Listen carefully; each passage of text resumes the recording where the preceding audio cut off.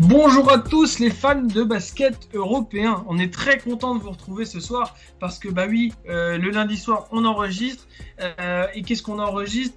C'est l'hebdo Euroleague. C'est pas Mario au premier regard, d'accord? Aujourd'hui on a un copain qui est venu m'accompagner. Ça fait très longtemps qu'on n'a pas enregistré ensemble et c'est Olivier. Salut Olive, comment que c'est? Salut Corentin, bah, ça va, impeccable. Je suis un petit peu déçu. Là, je fais ma trêve parce que L'amour est dans le pré est en pause. Pareil. Mais je vous garantis que je serai plus du tout présent dès que ça reprendra. Voilà, parce qu'on a quand même des priorités dans la vie. Non, ça me fait Exactement. très plaisir d'être là, très plaisir d'être avec toi. Et très plaisir de pouvoir discuter un peu de cette dernière ligne droite dans cette magnifique saison d'Euroleague. Ouais, on va avoir pas mal de choses à traiter entre Papy Pantouflard qui regarde l'amour est dans le pré.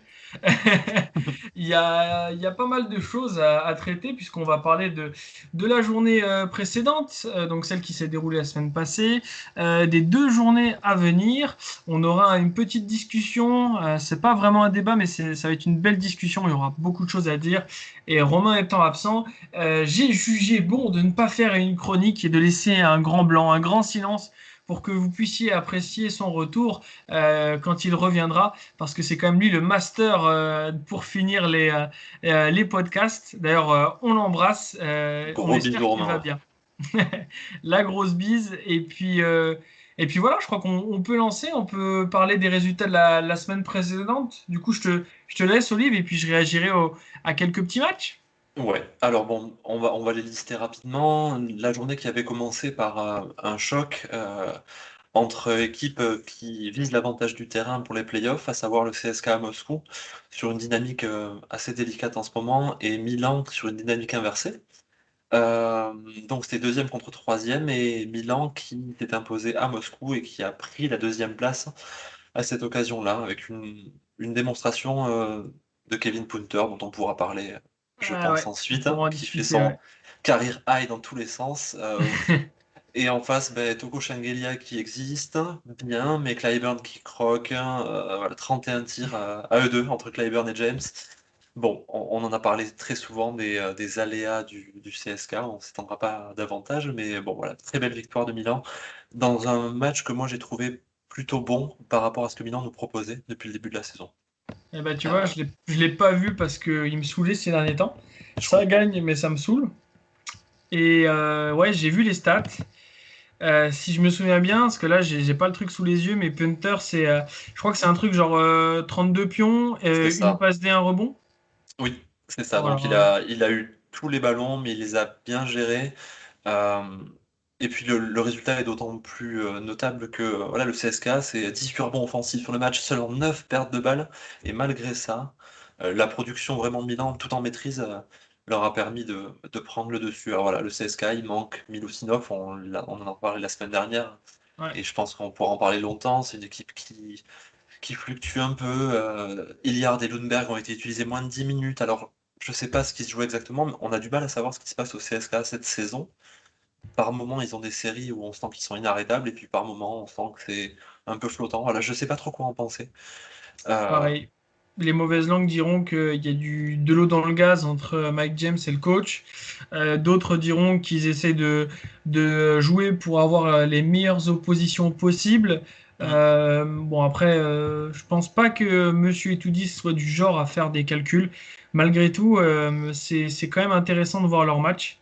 Et puis, je pense que en playoff, ça va pas être la même équipe du tout. je pense. Et je pense aussi que cet été, on verra de gros remaniements au CSKA, parce Ah, que là, en fait, finalement, on voit un espèce d'énorme paquet d'individualité. En tout cas, c'est mon ressenti à moi. Euh, Quand je dis d'individualité, c'est pas d'individualiste, hein, mais d'individualité de caractère. Et je sais pas si l'association entre des garçons comme Shangelia et James se passe pour le mieux. C'est vraiment une question en suspens comme ça. Bon, en tout cas, je pense que les mouvements à venir cet été, parce que le CSK se plante rarement 2 saisons consécutives, ah oui. ouais, nous permettront d'y voir un peu plus clair, mais c'est sûr que perdre sur 2 saisons consécutives, sur 3 saisons consécutives, Nando De Colo, Corey Higgins, Kyle Hines, bah, je pense que c'est des gens qui devaient tenir le vestiaire, et c'est un peu délicat de pouvoir composer autrement, quoi. Ouais, Enfin. d'ailleurs, il a sorti un beau speech Itoudis là-dessus. Hein, tu parlais de continuité. Ouais. Tout le monde lui disait en conférence de presse qu'ils avaient eu des rumeurs comme quoi il allait pas repartir. Il est un peu parti en cacahuète. Alors bon, en disant que le futur était incertain, mais que pour l'instant la saison n'était pas terminée. À voir. Parce que ça fait un moment qu'il est là. Et puis si également vous n'avez pas vu ça, il y a un autre coach qui a pété un câble, c'est Podzeko en basketball championship. C'était magnifique. This is not fair. Ouais, c'est un truc à Il a voir. Ouais. raison. Il a raison de. Enfin bon, on n'est pas Ouais, sur un podcast. on en reparlera, ouais, mais je sais pas pourquoi il a dit ça, mais on redemandera à Adrien parce qu'à mon avis, il a vu le match. Il est au courant et on en a parlé. Ah, d'accord. Donc voilà, Euh, c'était un petit point assez long sur ouais. CSKA Milan. Donc cet Euh, été, ça va être assez énervé le marché des transferts de leur côté, ça va sortir les billets, tu crois? ben, je sais pas parce qu'il est possible également qu'il y ait de grosses figures qui s'en aillent aussi, tu vois. Donc finalement, est-ce que ça va sortir les billets ou est-ce que ça va sortir les stars? Je- Oui. je- Difficile à dire. Moi j'ai l'impression il y a pas assez de role players. Je m'explique, hein, je suis pas sûr qu'en Euroleague, il y ait une nécessité, en Europe, il y ait une nécessité absolue d'avoir des role players, sauf quand tes playmakers sont dans un style très américain. Et là, en l'occurrence, Clyburn, James, Hilliard, c'est des joueurs très américains dans le style. De Clairement. fait, c'est des joueurs il faut les accompagner de role players. Et Milutinov n'est pas un role player, Shangelia n'a pas un role player, euh, Daniel Hackett n'est pas un role player, et ainsi de suite. Hein. Donc, voilà, je crois c'est difficile à dire, je peux pas parler d'erreur ou de mauvaise saison, euh, mais l'impression que ça laisse, c'est que voilà, la mayonnaise ne prend pas aussi bien que ça aurait dû, ou que ça pourrait. Parce que faut pas exagérer, hein, ils font quand même une saison magnifique, hein, ils sont dans le top 4, ils Mhm. sont bien installés, ils peuvent produire un jeu magnifique, ils ont des joueurs sensationnels, donc il n'y a pas, pour moi, il n'y a pas d'urgence. Mais ils sont sur un petit creux. Ouais, c'est clair. Alors que tu vois, de l'autre côté, je pensais ça de Milan, je pensais qu'il y avait trop de stars et pas assez de role players. Et puis, malgré tout, je trouve que tout ça est plutôt bien géré en termes de résultats, pas en termes de jeu pour l'instant, parce qu'il faudrait que je vois le match, par Messina, quoi. Donc, Ouais, comme quoi, on peut avoir certaines politiques dans des clubs de haut de tableau et avoir quelque part des résultats différents. oui, mais c'est deux dynamiques très différentes aussi, c'est vrai, c'est vrai. Ouais. Nous verrons, nous verrons. Exactement. Je te laisse du coup continuer de feuilleter les matchs. Alors, second match que j'ai pu voir, c'était Panathinaikos contre Maccabi Tel Aviv, qui, à ma grande surprise, s'est soldé par un résultat de 81-63 pour le Pana. Un Panathinaikos clairement mieux depuis l'arrivée d'Oded Katash, à l'historique du club. Ils en sont à 4 victoires, 5 défaites, donc depuis la 20e journée. Euh, le résultat est le fruit vraiment d'un premier quart-temps extrêmement maîtrisé. 25-9 pour le Pana. Et ils ont aussi pu conclure dans le dernier quart-temps, alors que le Maccabi était revenu à 3 points grâce à ses individualités. Il n'y a plus qu'une victoire d'écart entre les deux équipes.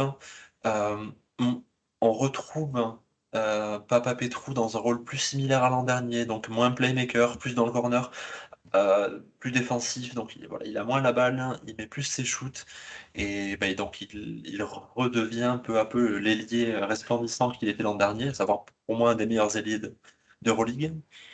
Le rôle des Zonia, on en parlait tout à l'heure ensemble, hein, Mhm. euh, qui, alors même s'il croque, hein, depuis qu'il est arrivé là, sur les 3 matchs, il est quasiment à 3 pertes de balles de moyenne, Ouais. mais il est aussi à 15 points et à 3 rebonds, et il sollicite beaucoup les défenseurs. Euh, Ils Je ont le trouve perdu. très dans le contrôle par contre, tu vois. Ouais, mais on sent que voilà, malgré tout le mal qu'on pouvait en penser en NBA, il a progressé. Il a Mhm. franchi un gap athlétique, technique, de vitesse. Il va plus vite que tout le monde sur les démarrages. Il Mhm. s'inscrit un petit peu dans la durée, ne serait-ce que sur 2 saisons, 2 saisons. Ça peut être très intéressant. Il valorise des joueurs comme Mitoglou, comme White, comme Papa Petrou. Alors, par contre, je trouve que, enfin, comment dire? Je trouve qu'il minimise le rôle de Papagiannis dans le sens où Nedovic est un excellent joueur de pick and roll et Papagiannis était merveilleux avec Nedovic, c'était sublime. Ouais. Depuis qu'Ezonia est là et donc a le ballon en main, Ezonia c'est plus un joueur d'ISO que de pick and roll et donc Papagiannis est moins utilisé. Donc Ouais. est-ce qu'ils vont confier la gonfle à Ezonia et laisser partir Papagiannis vers un gros club, puisqu'il sera certainement très demandé, hein. Ou est-ce qu'il va responsabiliser Nedovic et Ezonia dans un rôle de deuxième initiateur et à ce moment-là utiliser Papagiannis? On peut pas trop savoir. C'est un garçon très secret, Odette Katash, mais quoi qu'il en soit, euh, d'un côté le Pana, voilà, l'impression d'un meilleur collectif, même si. Enfin, en tout cas, ça développe beaucoup de jeux là. Il y a 104 d'évaluation collective, il y avait 17 paires de balles, mais ça développe quelque chose, c'est chouette à voir. Les mecs se donnent sur le terrain, un garçon comme même Ben Bentil fait des trucs sympas.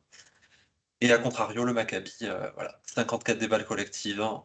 La même impression pour moi que depuis le début de la saison, à savoir ce côté saccadé, disharmonique, il n'y a pas d'unité, énormément de déchets. Là, des garçons comme Elijah Bryant et Tyler Dorsey qui étaient vraiment plutôt bons et efficaces sur les dernières journées. Là, ils ont été en dehors de leur match. C'est compliqué, on ne sait pas à quoi s'en tenir. Un garçon comme Antezisi, moi je trouve qu'il n'est pas bien utilisé. On l'utilise qu'en pick and roll, on devrait l'utiliser poste bas. Enfin, voilà, Ferropoulos, j'ai l'impression qu'il arrive au bout de quelque chose. Alors, pour moi, c'était le coach de l'année l'an dernier. Cette année, je ne sais pas si c'est le discours, si c'est les profils, mais bon. Toujours est-il que ce match, enfin, prendre 80 en 63 contre le Pana, c'est pas normal pour le Maccabi, quoi, je trouve. Je sais pas ce que t'en penses. Ouais, surtout que, à la rigueur, tu perds un match en étant le Maccabi contre le Pana avec deux gros scores de part et d'autre, donc que tout le monde a mis des points, je peux comprendre. Oui, Par contre, tu perds un match où clairement tu t'es fait manger en attaque, c'est-à-dire que ton attaque a été muselée, c'est au moins compréhensible. Après, moi, le Maccabi, j'ai regardé deux matchs cette saison. Je regarde tout l'highlight de tous les matchs d'Euroleague, bien sûr, ouais. mais je suis pas, je prends pas de plaisir à les regarder. Mhm. Je trouve que c'est comme tu dis, leurs grands sont mal utilisés. Ça manque de quelque chose. Ça manque concrètement qu'on cadre les choses. Oui. Mais ça m'étonne. Quand je les vois jouer. Il suffit que je regarde pas le banc, je me dis, mais c'est pas une équipe de Sféropoulos, tellement je me projette sur le Sféropoulos de l'Olympiakos. Donc voilà, j'ai pas un bon feeling, donc du coup, je vais pas aller on va dire, volontairement vers cette équipe, quoi, vers ces matchs. Et tu sais pas à quoi t'en tenir en fait quand tu Hmm. regardes un match du Maccabi. L'an dernier, ils utilisaient beaucoup, enfin beaucoup, relativement, des garçons comme Deni Avdija ou Yovel Zosman dans un rôle Mhm. d'initiateur pour pouvoir poser le jeu, gérer le rythme. Zosman, cette année, il voit pas le terrain. Je lisais un petit peu là sur les réseaux, apparemment il va être libéré euh, pendant l'été. Justement, le Panathinaikos serait sur ce type de joueur parce que c'est typiquement ce qu'il leur faut, quelqu'un qui, en 15-20 minutes, est capable de poser la main sur le ballon, de trouver les bons angles de passe sans forcément ajouter de la vitesse parce qu'ils n'en ont pas besoin. Et voilà, le Maccabi, il n'y a pas assez de ballons pour les joueurs qui le veulent finalement. C'est ça. Et donc des joueurs comme Yovel Zosman, comme Omri Caspi sont complètement écartés, s'en tiennent à des petites minutes dans un espèce de rôle un peu bâtard pour eux. Voilà, c'est le Maccabi, c'est un gros gâchis cette saison. Je ne sais pas si c'est décevant ou pas. Ils produisent tellement peu, finalement, selon moi, que bon, je pense que c'est une équipe historique, les dirigeants sont là depuis longtemps, ils sauront en tirer les conclusions et se repositionner. Il y a rarement 2, 3 saisons consécutives mauvaises pour le Maccabi. Mais voilà, cette saison, clairement, c'est une saison déjà, même si elle n'est pas terminée, à oublier. Ah oui, clairement. Clairement. Clairement. On enchaîne? Ouais, ouais, je te laisse enchaîner, ouais. Et donc, on enchaîne, mais là, ça va être très rapide, hein. Alors, le match que l'on avait décrit comme le match des losers, un peu, donc les deux derniers du championnat, l'Étoile Rouge de Belgrade qui bat le Khimki 92-81. Le Khimki avait mené pendant quasiment 30 minutes à chaque match. C'était un crève-cœur. Pour eux, quand même, c'est difficile, hein. Chaque match, il y a de nouveaux joueurs qui sont annoncés absents. Là, ce soir, juste avant d'enregistrer, ils jouaient contre le CSKA. Ils ont pris une énorme rouste. Ouais, Shved n'était pas là, Jovic n'était pas là. Donc, le côté positif, c'est que on revoit des joueurs russes euh, se donner sur le terrain, se battre, mais ils n'y arrivent pas, quoi. Ils n'y arrivent pas, et donc le seul truc auquel on assiste, c'est, enfin, en tout cas sur ce match Étoile Rouge Kimki, finalement, c'est L'Étoile Rouge qui, en jouant mal, en étant maladroit dans la raquette, fait un 69% à 3 points, à 16 sur 23 parce qu'ils ne sont pas défendus à l'extérieur, parce que le Kimchi était en retard sur toutes les rotations, aucune aide sur l'aide. Enfin, terrible, hein, il y a un garçon que j'aime beaucoup à l'Étoile Rouge qui s'appelle Dejan Davidovac, qui est un joueur de rôle. C'est pas normal que Dejan Davidovac s'en sorte à 20 dévals. C'est un bon joueur, mais pas à 20 dévals, quoi. Walden ne peut pas marquer 15 points par match, c'est pas possible. Et en face, ben voilà, il y a McCollum, Jordan Maeki, qui sont des garçons courageux qui auront. Franchement, j'ai rien à leur reprocher parce qu'ils auront tout donné cette saison pour le Kimki, vraiment. Mais alors ça croque, Maeki, on sent qu'il veut faire qu'un truc, c'est se vendre pour un autre club là. Il marque, il fait 27 points, 7 rebonds, mais il prend 23 tirs, c'est un pivot. 23 tirs, c'est un pivot. Voilà. C'est hallucinant. Euh, ouais, c'est hallucinant. Ça veut plus rien dire le Kimki. Alors ça Bah, de veut toute plus rien dire façon, pour plein de on raisons, on en en parlera tout parlera. à l'heure, Ouais. hein. Mais bon, voilà. Ce match était une bouillie de basket. Euh, je- Bien pour l'Étoile Rouge de l'avoir gagné, c'était nécessaire. Il Voilà. faut pas dire ça parce qu'après, moi je suis dans l'hypervalorisation, donc c'était un match génial. Tu vois. Enfin, le C'est basket bien. européen, c'est mieux que l'NBA, c'était un match génial, c'est un match à voir. Il faut pas dire ça aux gens qui seraient encore dans le doute parce que honnêtement, tu regardes ce match, bon, il y en a eu des pires. Il y en a eu des pires. Ensuite, hein, alors, il y en a un qu'on gardera un petit peu pour la fin. Je voulais juste parler rapidement de l'Asvel qui perd toute seule son match contre l'Alba Berlin, je trouve, hein. Je sais pas si tu l'as vu. J'ai vu les highlights. Ouais. Je l'ai pas vu, Bon, j'ai pas vu en entier. J'ai vu les highlights et la première mi-temps. bon, deuxième victoire consécutive pour l'Alba, Ouais. mené par un Peyton Siva super. Et derrière, bah, le trio habituel, hein, Lammers, Fontecchio et Eriksson ces derniers temps, un Sigma qui est là pour en, vraiment point d'ancrage, hein, et axe de rotation. C'est ce que j'avais noté. Il bonifie tout le monde sans être très productif en volume.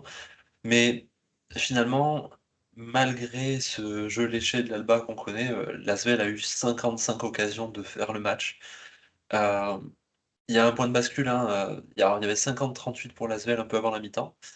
Et Norris Cole prend une antisportive, hein, qui en fait basculer le match pour la première fois vraiment pour l'Alba, et qui derrière bon, bah, va se faire passer devant, mais finalement va toujours rester dedans, et l'Asvel n'aura jamais paru en possibilité de vraiment tuer le match, malgré des super perfs de Yabusele, de William Howard encore une fois, d'un Ismaël Bako vachement intéressant.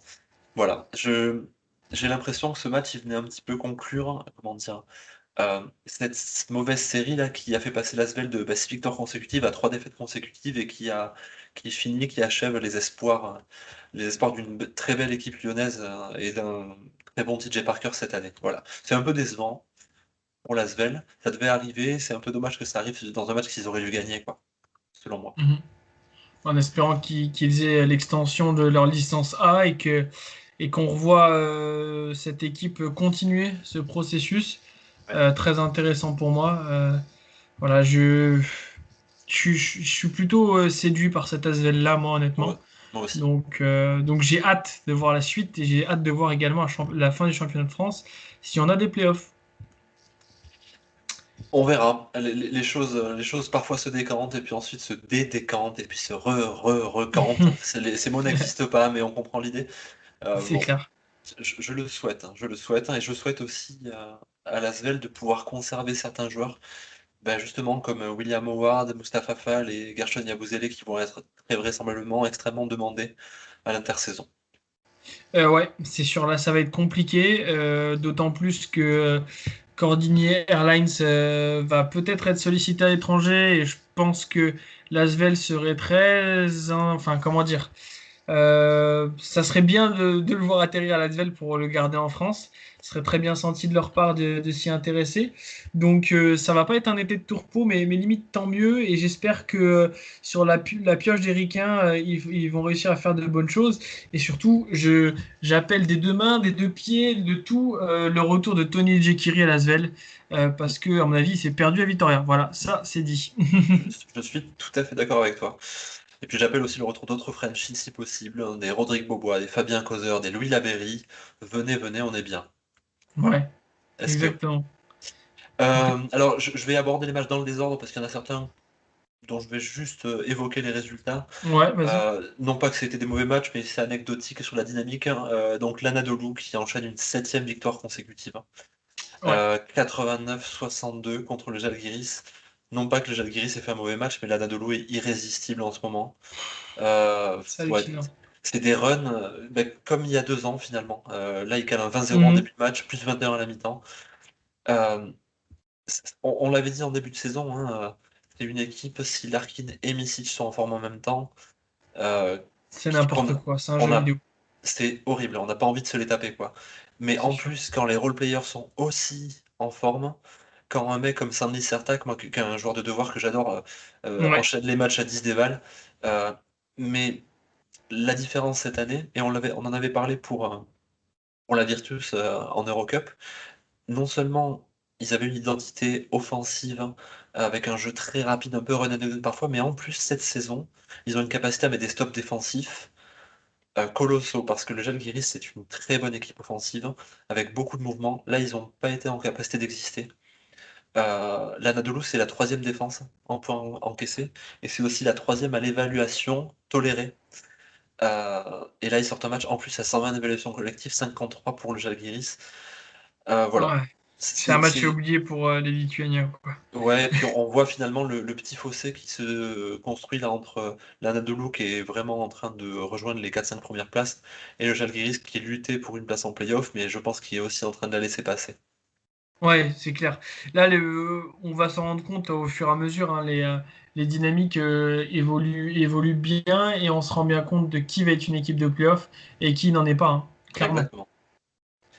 Alors bah, dans les équipes, justement, la rencontre contre une équipe qui ne sera pas en play-off et une équipe qui lutte pour y être, la victoire surprise pour moi de l'Olympiakos qui était en difficulté sur le Zénith, Ouais, 75-61. j'ai vu le match pour le coup.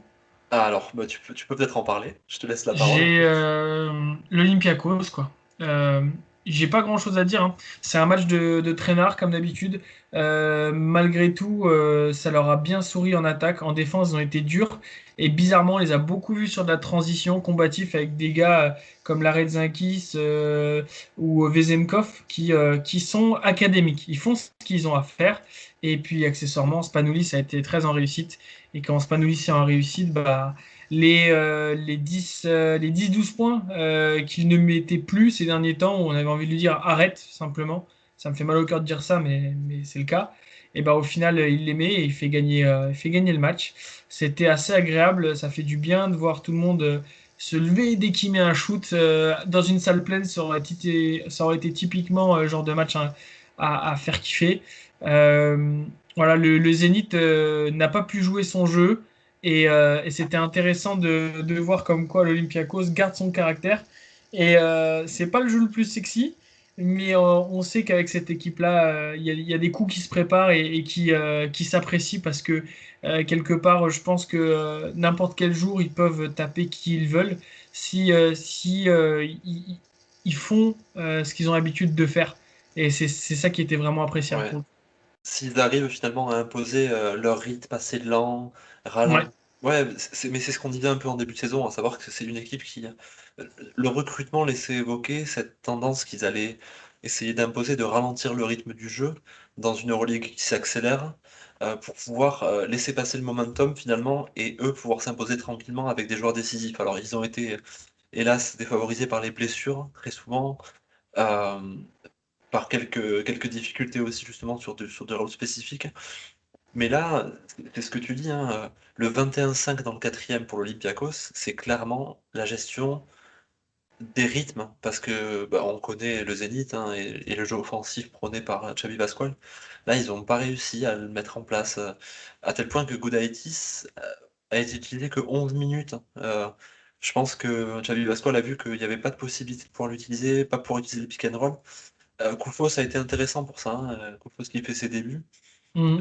Dans justement la gestion de la descente de Gudaitis après le pick and roll. Voilà, c'est un garçon qui va apporter des choses comme ça. Alors j'y pensais par rapport à Koufos. J'ai vu le début du match et en 3 minutes, hein, Koufos qui met un panier. Charles Jenkins qui en 3 points, je me suis dit qu'il allait se passer quelque chose d'étrange, quoi. Eh oui, c'est ça. Si tout s'aligne très vite, il peut se passer des choses exceptionnelles. Et c'est en ça que, au final, l'Olympiakos, c'est un peu une équipe comme le Maccabi. Tu vas te dire, ouais, je connais, je vois comment ils jouent, je vais pas regarder le match. Et au final, t'es dégoûté parce que t'as loupé un match incroyable. C'est souvent Oui, le cas. il y a deux choses qui m'inquiètent un peu pour l'Olympiakos. Alors le Zénith, la dynamique actuelle m'inquiète beaucoup, surtout quand on Mhm. voit ce que font Valence et Baskonia, mais l'Olympiakos, la chose qui m'inquiète, contrairement à l'autre équipe grecque qui a décidé de renverser la vapeur totalement, c'est qu'ils persistent finalement dans cette identité, mais comment je pourrais formuler ça? On s'est enthousiasmé tous, là, je pense, sur les réseaux sociaux, moi j'étais comme un fou, hein, sur les 16 points de Spanoulis. Euh, Ouais. Pourquoi on s'enthousiasme s'il marque 16 points finalement? Ouais, c'est ça. C'est ça. C'est terrible et c'est quelque part un aveu, comment dire, d'un deuil que l'on fait déjà d'une équipe qui est vouée à devoir euh, vraiment accepter de faire sa transition. Là, ils C'est l'acceptent pas exactement ça. vraiment. Ils restent sur leur identité. Ça va tenir peut-être bah, ça tient déjà plus cette saison, mais ça va survivre une saison et demie. Euh, Ils ont des talents, mais ces talents, ce sont des role-players jeunes, hein. Je veux dire, les Mhm. Vezenkov, Larenzakis, tu en parlais, c'est des jeunes joueurs, mais c'est pas des jeunes joueurs sur lesquels tu t'appuies pour reconstruire une Ah équipe. non, non, non, non, tu vois, c'est des joueurs de devoir académiques qui peuvent t'apporter du temps sur ta rotation pendant que tes stars talentueuses soufflent. Oui, Et encore, j'ai pas vu tout le match, donc j'ai pas vu si Slucas a joué. Il y a une il a Slucas peu joué, il a pas dépendance, été hein. très bon. Il a pas été très Ouais. bon. Quand il est exceptionnel, l'Olympiakos fait des gros matchs. Voilà, c'est triste, mais voilà, faudra voir dans les prochains mois. Je suis très curieux de voir ce qu'ils vont faire sur les Ricains. Il va falloir qu'ils aient du flair parce qu'ils ont plus l'argent qu'ils avaient avant. Tout à fait. Donc va falloir être intéressant, enfin intelligent, pardon, pour faire des recrutements intéressants. Bon, en tout cas, bravo à l'Olympiakos pour cette belle victoire, pour moi inattendue. Ouais, clairement, j'aurais pas mis une pièce dessus. Faut aller la chercher.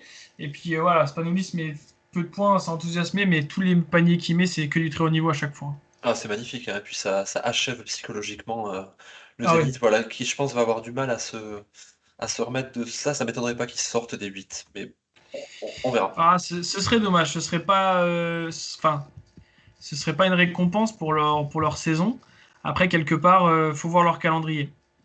Ouais, Parce que on tu vois, verra. le prochain match chez Basco, voilà, faut voir. Faut C'était voir. bien le Je problème. suis très curieux. Ouais, c'est bien ça le problème, ouais. Bah, du coup, en parlant de Basconia, ils ont joué contre le Bayern, c'est ça?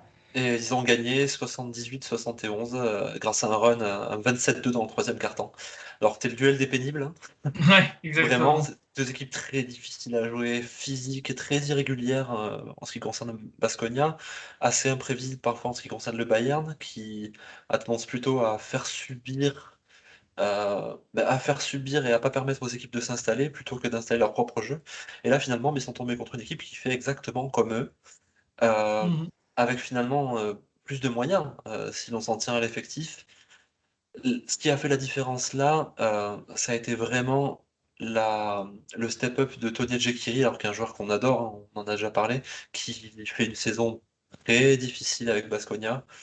Et là, bah là, 27 déval. Il Euh, a mis un dunk d'ailleurs, il a enterré le meneur ricain du Bayern, là, je sais oui, plus le nom. Euh, c'est il l'a. TJ Bray, TJ Bray, il me Non, semble. TJ Bray, il joue Non, au TJ Bray Pana. Leopanin, c'est sur Baldwin? Non, c'est pas sur Baldwin qu'il Non, y en a c'est dit. l'autre, c'est celui qui arrive en milieu de saison, enfin, je sais pas le nom. DJ Il- Sillet. DJ DJ... Chile. Ouais. Il a tout cassé. Il a tout cassé. Enfin, quel joueur. J'adore ce mec. Ah ouais, là vraiment, enfin, et à côté de lui, Peters, Giedraitis, Polonara, ils sont là. Giedraitis, je vais y arriver, désolé pour la Ouais, prononciation. ouais, clairement. Euh, Ils étaient là, ils ont fait leur boulot, et pour une fois, quand Henry n'était pas forcément dans son match, bah, voilà, ils ont pu prendre le relais. En face, alors c'est étonnant, en face, c'était un des rares matchs titulaires de Jalen Reynolds qui fait une saison incroyable. Alors là, il fait encore un match, 18 points, 10 rebonds, 7 passes, 2 interceptions, aucune perte de balle. Ouais. Ils ont enfin réussi à se rendre compte que Radosevic est une arnaque finie cette saison en tout cas. Vraiment, moi c'était un joueur que j'aimais beaucoup. Je suis très gêné par quand je le vois sur le terrain. Et d'ailleurs, Reynolds rentrait assez rapidement, mais le problème c'est que Reynolds, là, en étant titulaire, a pas. eu l'opportunité d'attaquer sur la seconde unit adverse et ils n'ont pas réussi à trouver de solution de rechange. Et ce que ça a généré, c'est que les playmakers habituels, les Baldwin, Sealy, Weiler-Babb, ils ont été très en retrait. Et voilà, Baskonia a réussi à écraser, alors écraser pas sur l'écart, mais écraser dans le ressenti. C'est un match que j'ai revu il n'y a pas longtemps, enfin Mhm. hier. Voilà, j'ai pas senti que le Bayern était en capacité finalement de vraiment faire la décision. Même avant ce 27-2. C'était étonnant. Voilà, Bah, Bravo Baskonia qui est dans une super, super, super dynamique là. ouais, ils vont pas être bons à prendre parce que tu laisses, à mon avis, tu laisses du carburant contre eux. Pff, alors moi, je les voyais pas en début de saison dans mes 8. Là, ça va être compliqué. Mm. À voir ce qui se passe déjà au prochain match contre le Zénith. C'est un match que je vais regarder, c'est sûr. Euh, voilà, c'est une équipe, t'enlèves deux trois joueurs, tu mets des joueurs de talent et t'as une équipe contender. Hein. Enfin, j'aime pas les anglicismes, mais t'as une équipe qui pourrait se batailler pour le top 4. Hein. Des mecs comme Alec Peters, Giedraitis, Polonara, rien que ces trois mecs-là, c'est de l'or en barre, quoi. Ça coûte pas cher concrètement, mais ça te fait des matchs fous et c'est constant. Polonara, Peter, c'est des mecs constants. Et Ouais, eux sont l'équipe en a bien constants, besoin. contrairement à l'équipe, quoi. Exactement, C'est vrai que exactement. ces joueurs-là, finalement, il leur aura manqué pas grand-chose, justement un peu de constance pour que leur place en playoff soit pas discutable. Mais là, ils sont à un C'est match ça. des playoffs, ils sont à 15 victoires. Euh, Là, ils ont perdu ce week-end contre Madrid à la maison. J'ai l'impression que. Alors, Oui, d'ailleurs, Valence a perdu aussi contre Guipuscoa, d'ailleurs, mais j'ai ouais, l'impression que Baskonia et Valence essaient de jouer grandement leur chance pour l'Euroleague. Alors, Baskonia, ils ont leur licence. Valence, on comprend pourquoi ils cherchent à faire ça. Ils cherchent absolument à être en playoff. Euh, Bon, moi vraiment, je pense que ces deux équipes vont tenter le coup à fond parce que les calendriers sont plutôt favorables, les dynamiques sont plutôt positives. Voilà, méfiez-vous de Baskonia, ils seront pas bons à prendre au premier tour. ouais, exactement. Ouais. Et puis, on a vu aussi en championnat d'Espagne Pierre-Henry faire une mirotic en déchirant son maillot. Voilà, Ouais, autant vous dire que c'est en partie à cause de ce joueur-là que je regarde pas Baskonia. Il me saoule, je le trouve insupportable, inconstant. Voilà, il fait trop. Tu vois, il me fait penser à ce genre de mec au playground qui fait trop le gars parce qu'il met toujours les derniers points de son équipe, mais qui est insupportable parce qu'il est inconstant au possible. Voilà, je comprends pas, je comprends pas pourquoi il est meneur titulaire ce mec-là. Voilà, j'ai du mal. Voilà, c'est et dit. ouais, le truc c'est que à Baskonia, euh, tous les meneurs qu'ils ont, c'est des meneurs inconstants. Moi, Luca Ouais, Vildosa, c'est un joueur que j'adore, mais alors il brille pas par sa constance. voilà, c'est clair. Bon, ça sera une cible de recrutement pour Baskonia la saison prochaine probablement. Ils en ont parlé, on en a parlé, tout le monde en a parlé. Ouais. On devrait faire un On est d'accord épisode avec ça. spécial marché des transferts avant les playoffs. Oh, pourquoi Il y pas. aurait des choses à dire, il y aurait des choses à dire. Et puis faire la même après les playoffs. Parce que bon, certains joueurs, on les connaît, hein, ils vont se sublimer pendant les playoffs. D'ailleurs, certains ont été pris pour ça. En vue de Mais se ça va placer être aussi. intéressant. Comment? En vue de se placer aussi. Justement, pour leur Ouais, prochaine ouais, ouais, destination probablement. Mais c'est le jeu du marché. Et donc, il nous reste deux c'est matchs clair. à aborder. Euh, le premier match à aborder, c'est la victoire de Valence contre le Fener, Oh oui. 66-52. Étonnant. Étonnant. Un Ouais. match qui, dans le premier quart-temps, j'ai trouvé en tout cas, était une bouillie de basket. Avec réussite au tir horrible. Alors, quand on regarde Tout le match, hein. Ah ouais, au final, 4 sur 20 pour Valence, 3 Mm. sur 23 pour le Fener, Ouais. alors que ce sont des équipes qui sont en général plutôt efficaces, hein, dont l'attaque est plutôt fluide. Ah, mais il y a Et... beaucoup de choses à dire hein, là-dessus d'ailleurs. Hein. Ah bah, lance-toi, je t'en prie. Parce que le 4 sur 20 de Valence ne vaut pas le 3 sur 23 du Fener. Parce que le Fener met des shoots compliqués, souvent à 2 points, des longs 2. Euh, bon, les 3 points, ils les ont ratés, mais ils n'étaient pas tout le temps ouverts. Alors que de l'autre côté, par contre, Valence avait beaucoup de shoots ouverts et ils auraient pu en mettre beaucoup plus, mais c'est pas tombé dedans, quoi. Ils ont pris des shoots intelligents, la balle tournait bien. C'était plaisant à voir, surtout dans le deuxième quart-temps pour Valence, mais beaucoup de trop de tirs ouverts ratés. C'était un match défensif, alors que c'est deux équipes qui sont pas reconnues pour ça, quoi. Ouais, Ponsarnau a eu l'intelligence d'essayer de faire déjouer complètement le Fener. Ouais, c'est Euh, ça. le Dans les Fener, interviews, il l'a dit, hein. Il l'a dit en mais plus. ça se voit, le Fener décide d'aligner Veseli Douverio pour éviter que les gens aillent dans la raquette. Sauf que Ouais, Valence a attaqué la raquette c'est ça. directement, quitte à mettre Dubljevic en difficulté. Il a sorti un match terriblement mauvais, Dubljevic, mais malgré ça, ils ont insisté là-dessus. Et en général, il faut rentrer Toby pour ancrer à l'intérieur. Et non, là, Mike Toby, ils l'ont utilisé à l'extérieur pour créer de l'espace. Donc, je pense que Exactement. Ouais. Kokoskov, qui concocte vraiment ses matchs de manière très méticuleuse, là, a été totalement paumé par rapport à l'approche de Ponsarnau, qui a été une impro totale. C'est exactement ça. Ils Euh, ont joué, comme tu l'as dit tout à l'heure pour d'autres, là, ils ont joué leur chance crânement. Ils se sont dit, on va essayer de faire fonctionner une relation intérieure Toby et Williams. Et ça a fonctionné. Et c'est là qu'ils les ont flingués. et Euh, Kalinic, ouais, le rôle de Kalinic, parce que ouais, je ne l'ai pas euh, encore parlé, mais ouais, j'ai beaucoup de choses à dire sur lui. ce garçon est incroyable, il est d'une intelligence, il passe pour une brute du fait de son expression, son style de jeu, Hum, hum. cet aspect absolument pas gracieux, très physique, à jouer poste-bas, balancer des grands coups d'épaule à la Serbe, quoi. Mais c'est un joueur très sous-estimé, là il a été élu MVP du mois en Euroleague et c'est amplement mérité. Oh oui, Euh, je sais que les copains Alex Bickerstaff et Fred Weiss en parlaient pendant le match. Euh, on s'est demandé ce joueur qu'est-ce qu'il venait faire à Valence. Et en fait, c'était en lien avec l'augmentation salariale qui a eu lieu pour le club valencien, et ils ont ciblé directement, ils ont pris Kalinic. Euh, mais vraiment, c'est un garçon, tu peux le mettre dans n'importe quelle équipe, hein. Il apportera son écho en défense, parce que c'est c'est un clair. excellent défenseur, il apportera sur tous les points. Et il y a une relation qui a été intéressante sur ce match, c'est la relation entre donc Kalinic qui était utilisé vraiment sur ce rôle de spot-up, de post-up, pardon, euh, après un changement de joueur pour Ouais, jouer le mismatch, sauf que plutôt que de jouer sur un contre un où il a pu le jouer une ou deux fois en provoquant des fautes, il a profité des coups backdoor de Van Rossum, c'est ça. notamment en fin de match. Mais cette connexion Kalinic-Van Rossum, C'est on de n'en leur a en bas. jamais, et on n'en a jamais parlé une seule fois dans la saison parce qu'ils l'ont jamais fait. Ils ne l'avaient jamais fait. Van Rossum a déjà fait des super matchs, notamment le match aller contre le Fener. Mais Kalinic-Van Rossum, c'est un coup de génie de Ponsarnau.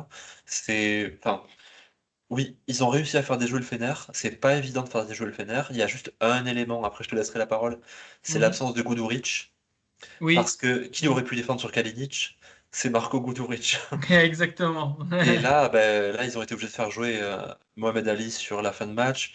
Duveriolu n'était pas dans son match. Bartel a fait un match horrible. Ouais, Seul Bartel a le... vraiment pas été bon. Ça a été affreux. Et donc, seul le duo Nando et Yann Vezeli s'en sort, comme d'hab. Il y avait quatre joueurs en éval négative. Enfin voilà, masterpiece tactique et stratégique. C'était un jeu d'échecs et Valence a gagné. Et il se relance pour les playoffs. C'est clair. J'ai noté les mêmes choses que toi. Euh, Match défensif et pas de points dans les 2 premières minutes. Par contre, il y a deux, trois trucs que je vais dire pour compléter, parce que tu as été assez complet. C'est qu'on parlait de Kalinic. Et moi, ce qui m'a fait kiffer, c'est que Valence a cherché à freiner le Fener, qui, à l'image de De Colo, voulait accélérer le jeu tout en Oui, sérénité. Ils n'ont pas réussi à le faire.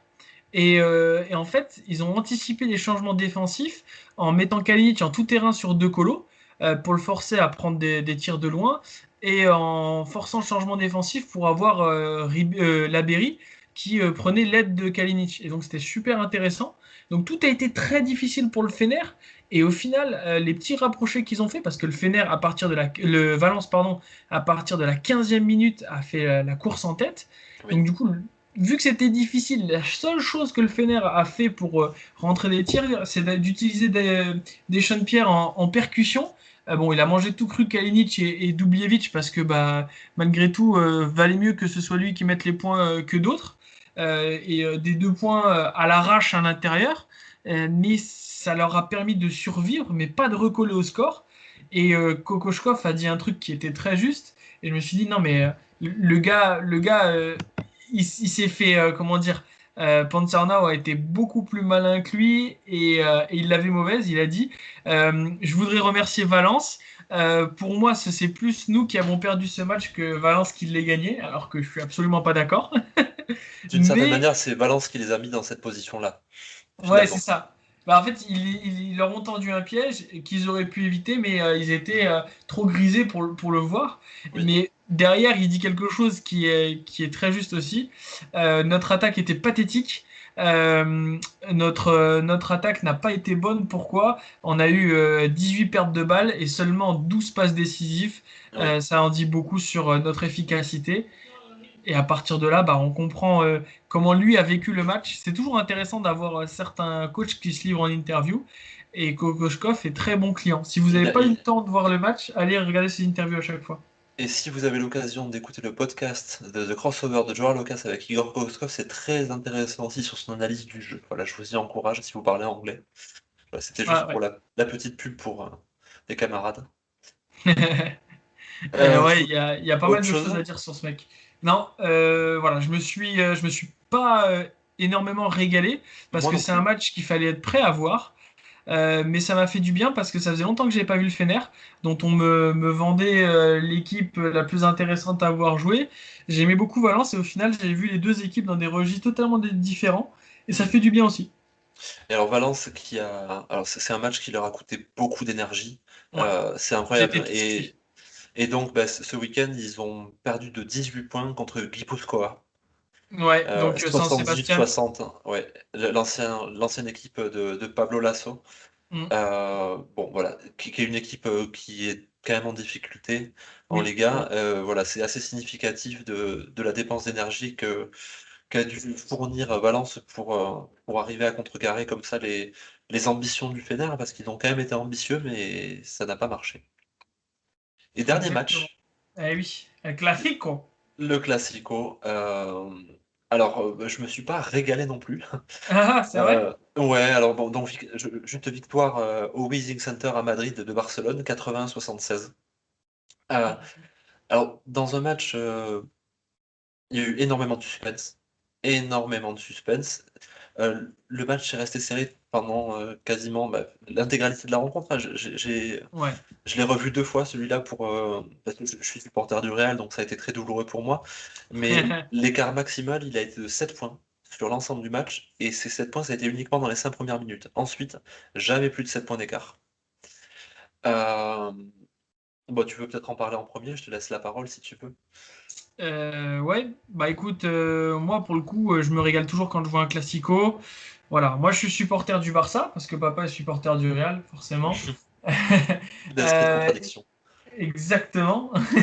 Mais bon, de toute façon, dès que tu vois l'Azulgrana et le blanc meringue de l'autre côté du terrain, c'est pour moi tout de suite un match réussi, avant même de commencer, de U13 départ jusqu'à l'Euroleague. Donc j'étais super content de le voir, ce match.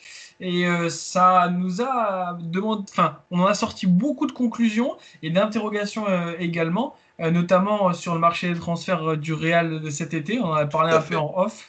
Faudra vraiment qu'on fasse une émission dessus, mais j'ai mis des prises de notes qui sont très, on va dire, claires. Taïus cuit, la Provitola beaucoup trop léger. Il prend plus les isolations qu'il prenait à Badalone qu'il mettait dedans.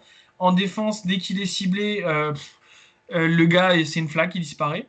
Gabriel Deck en demi-teinte, on voit vraiment que ne plus avoir Campazzo, ça lui fait du mal. Même quand il a été utilisé au post-up pour renverser totalement la balle de côté, ça n'a pas pris. Euh, et de l'autre côté, Corey Higgins, impérial, de très haut niveau. Encore Il une fois. fait, ouais, c'est ça, encore une fois. Il fait ce pourquoi il est payé et pourquoi le Barça l'a pris. Moi, j'en faisais vraiment une priorité. Quand je le voyais à Moscou, je me suis dit, mais il faut vraiment le prendre. Je suis très content. Et qu'est-ce qu'il est fort. Enfin, il fait rien de spécial, hein. C'est pas le mec qui va faire des step back de grand malade, 15 dribbles, mais non, ce qu'il fait, c'est propre, efficace et dedans. Voilà, c'est beaucoup de shoots et de lancers francs ratés qui feront la décision. En fait, c'est quelques petites fautes par-ci par-là, les shoots que t'as pas mis, une perte de balles bête qui vont faire la décision. Parce que c'était un match que j'ai trouvé très dur de sortir un vainqueur. Et le Barça gagne avec moins de rebonds. Le Real a pris 37 rebonds et le Barça 29. Tout simplement parce que le Barça a réussi à mettre des tirs que le Real n'a pas mis. Ils ont voulu faire sortir au maximum Tavares de la raquette Ouais. avec Oriola au large. Et Oriola, il fait du 3 sur 5 à 3 points.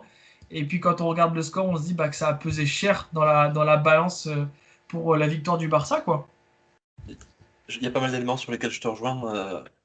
Mais globalement, c'est-à-dire le déchet finalement dans le jeu de Madrid, Mm.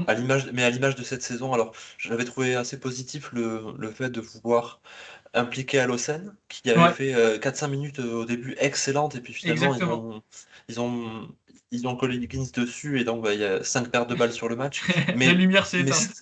bah ouais, après c'était intéressant hein, de responsabiliser Alocen, et donc bah, Abalde qui est en ce moment un petit peu dans le creux, j'ai l'impression qu'il prend le rookie wall sur le playmaking, le pauvre, mais je suis pas du tout inquiet sur son avenir. Et donc en ce moment tu parlais de Gabriel Deck, donc Deck c'était 2 fois plus de 10 dévals sur les 15 premiers matchs. Et ensuite, hein, sur les 11 derniers, il est 10 fois à plus de 10 déballes. Alors, ça ne veut pas dire qu'il joue mieux, ça veut dire qu'il est plus responsabilisé. Et effectivement, avec le départ de Campazzo, les performances assez cataclysmiques de la Provitola, les blessures de Liu, ils n'ont pas d'autre choix que de responsabiliser Deck. Donc voilà, il y a plus de volume, il y a du déchet, il y a du bien aussi. Mais voilà, Ouais, sans Campazzo, effectivement, ben, on lui demande beaucoup, mais un petit peu comme on demande comme on a demandé à Deschamps Pierre contre Valence. C'est-à-dire que il a plus de technicité que Deschamps Pierre, mais il y a des choses ouais, qu'il n'est pas capable de faire. Il fait tout à peu près bien, c'est ça. mais à la création, c'est un joueur comme Rokas Giedraitis, voilà. Il peut faire, mais il faut pas que ce soit l'initiateur principal. Et là, en ce moment, le Real, il devient assez rapidement l'initiateur principal parce qu'il n'y a pas d'autre alternative. Et on peut pas tout jouer sur Tavares, qui a encore été excellent, vraiment excellent. Ils ont effectivement essayé de le sortir, mais il a réussi à revenir dans la raquette parce que il a maintenant un déplacement panier-panier qui est beaucoup plus rapide, plus athlétique, il change de direction. Enfin, Tavares, moi je suis très impressionné par sa progression. Pas pareil. Mais vraiment, à part Deck Tavares, à Madrid, Tailleuse, c'est une catastrophe. C'est une erreur de casting, voilà, je dirais ça en tout Ouais, cas. c'est plus ça, ouais. Parce que ça Exactement. peut peut-être marcher dans nos équipes, là c'est une erreur de casting. Trey Tompkins, quand il pouvait encore alterner avec Anthony Randolph, c'était excellent. Donc il avait fait 15 fois plus de 10 déballes lors des 23 premières journées, qu'il a toutes jouées. Donc il a joué tous les matchs de la saison. Et Mhm. depuis la 23e journée, donc depuis 6 journées, il n'y a plus un seul match à 10 déballes. Alors qu'il joue quand même plus de 25 minutes. Ouais. Je pense qu'il est cramé physiquement. Et puis il prend plus Et, les. Il a, comment dire, ce qu'il faisait de bien en attaque, il a plus l'opportunité de le refaire. Et donc du ouais. coup, même si c'est un joueur de grand talent et qui fait tout bien, ça faut lui laisser, euh, il, il va dire qu'il perd beaucoup de gomme en défense. Et en plus de ça, en attaque, il n'est pas là pour se rassurer sur des tirs faciles, parce qu'à mon avis, les défenses savent comment l'appréhender maintenant. Et la problématique est que tu peux pas l'aligner avec un joueur comme Ousmane Garouba, qui est un jeune joueur Ah non. courageux, mais qui a trop de déchets. Ah Euh, oui, oui, c'est clair. Pour le Real, c'est un aveu d'impuissance de dire qu'il faut que ce soit Tompkins l'assurance défensive, parce que c'est pas sa spécialité. C'est un garçon qui a toujours profité des qualités défensives à l'époque de Felipe Reyes, d'Edi Tavares et d'Anthony Randolph. Là, il a plus les drive and kick qu'il pouvait y avoir de Liu au Campato, donc il peut pas mettre ses tirs externes, il peut pas jouer poste bas parce que Tavares est tout le temps dans la raquette. Il est coincé. C'est pas le talent que je remets en cause, c'est l'utilisation, mais finalement, c'est pas un problème de Pablo Lasso, c'est juste qu'il peut pas être utilisé du fait de l'état actuel de l'effectif du Real Madrid.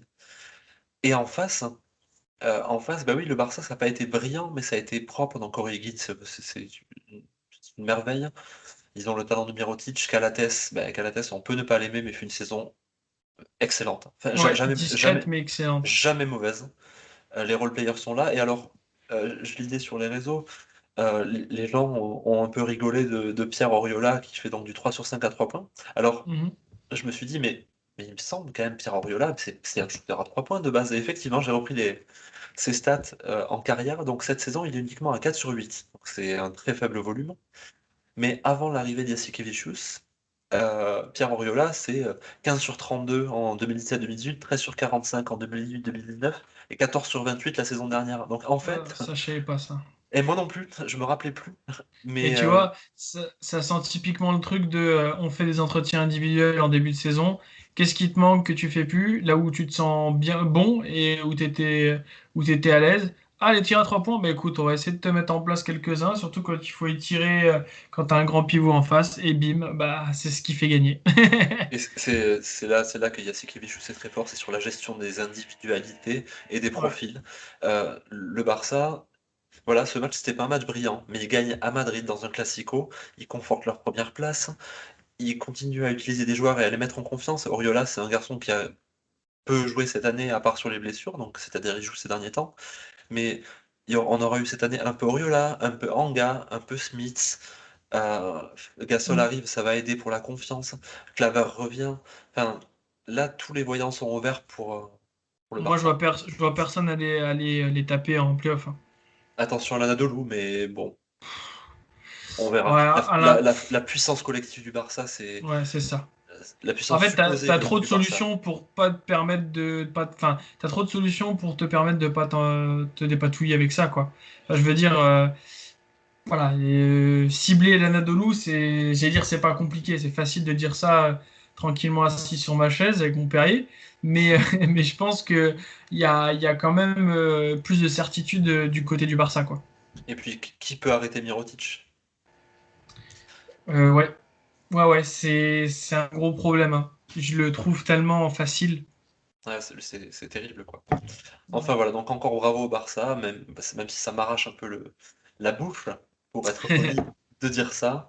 Voilà, ben encore un statement, l'air de rien, et il s'agit de la première équipe qualifiée, hein. Donc voilà, 21-8 au bilan, Mm. et ils sont déjà sûrs de décrocher une place en play-off. Bravo à eux. C'est clair, ça fait du bien de voir le Barça aussi haut, qui fonctionne aussi bien. Bah, du coup, pour faire une transition, je vais vous parler des matchs à venir de la semaine prochaine. Alors, j'allais vous parler du match du Barça, mais non, il y a un match en retard de la journée 23 qui va être joué entre l'Efes et le Maccabi. Mais sinon, la journée 30, je pense que c'est une des journées de référence. On en parlait en off avec Olivier. Voilà, tous les matchs sont à voir. C'est un peu ça, hein, vraiment. Ouais, bah on parlait du Barça, bah ça va être un gros match pour eux parce qu'ils vont aller affronter Milan. C'est une opposition super intéressante, notamment en vue d'un hypothétique Final Four pour les deux équipes. Le Bayern va essayer d'aller embêter les fesses. Ça va être pas mal, un match à voir également. Le Pana ira titiller l'étoile rouge, pardon. Ça va être un beau match à Athènes. Le Kimchi va essayer d'engranger une petite victoire, ça leur ferait du bien, face à Valence. Le CSK, lui, ira à Madrid pour un match dantesque. Celui-là, j'ai trop hâte de le voir, en fait. Ça va être vraiment intéressant. Il y a un enjeu, hein. Ah, il y a un L'enjeu, enjeu, de la confiance aussi. Et l'enjeu pour le Real, c'est de ne pas s'éloigner trop des matchs à domicile, hein. Si le public revient petit à petit, ce serait dommage de perdre l'avantage du terrain. Bah, ils l'ont déjà perdu, mais de trop Mhm, s'éloigner. c'est clair. L'Olympiakos ira voyager en Allemagne pour jouer contre l'Alba Berlin. Voilà, on Oppo- parlait de... Opposition de style, hein. Voilà, bah c'est ça. Ça va être plaisant à voir. Alors que de l'autre côté, le Žalgiris ira au Fener. Et là, pour le coup, ça va être deux équipes joueuses. Donc voilà, c'est un match à voir parce que je pense qu'il y aura du beau jeu. Et enfin, le Zénith ira essayer de chercher de la confiance et surtout d'écarter Baskonia en vue d'accrocher la huitième place. Très beau match, je pense aussi. Je mets quand même une pièce sur le Zénith. Ouais, c'est difficile. Je pense aussi du fait de l'irrégularité de Baskonia. Je vois bien le Zénith gagner. Les seuls matchs qui n'ont pas vraiment, vraiment d'enjeu sportif, c'est Alba Olympiakos, mais ça va être à suivre pour l'opposition de style, hein. Hélas, Maccabi Asvel, il n'y a rien à jouer. Mhm. Et Pana Étoile Rouge, alors le Pana, si, essaie petit à petit de se créer une identité, de la confirmer. Bon, toi, il y a un match que tu vas regarder à tout prix. Je crois que je vais essayer de voir au moins tous les... Enfin, pas tous les matchs, mais ouais, il y en a deux que je vais laisser de côté, mais sinon je vais essayer de tous me les voir. Celui que je veux voir absolument, et vous le savez, je l'ai dit, c'est Real CSK et Milan-Barça. Barça. Milan-Barça, il faut le voir, je pense. Après, Fener Žalgiris, ça donne envie. Enfin, j'ai du mal à choisir. Chaque semaine, je suis là devant mon PC, je me dis, Ouah, qu'est-ce que je vais voir? Et toi, ce serait lequel que tu aimerais voir à tout prix? Ah bah, il y en a deux, Zénith Baskonia, parce que Ouais. ça peut être la bascule. Mhm, exact. Il y a une seule victoire d'écart, hein, donc vraiment ça peut être la bascule et Baskonia est très fort à l'extérieur.